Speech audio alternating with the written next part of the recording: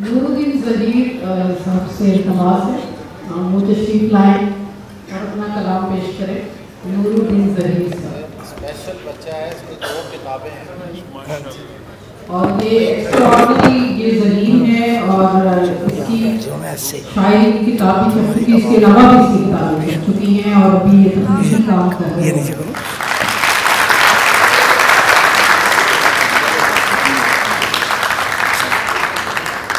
साहिब सदर और अब्बास ताबिर साहब की इजाज़त से मैं अपनी दूसरी किताब जो कि अपकमिंग है उससे कुछ शेर पढ़ूँगा।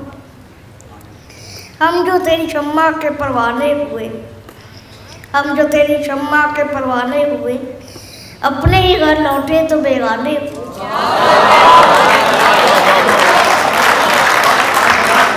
अपने ही घर लौटे तो बेगाने हुए, खज़ा हो कि वो गुलशन आबाद, तुझे देख के सब दीवाने,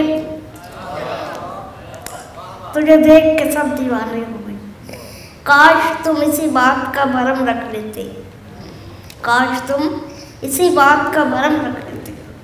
हम जिस जानिब गए दर बदर, बहुत शुक्रिया।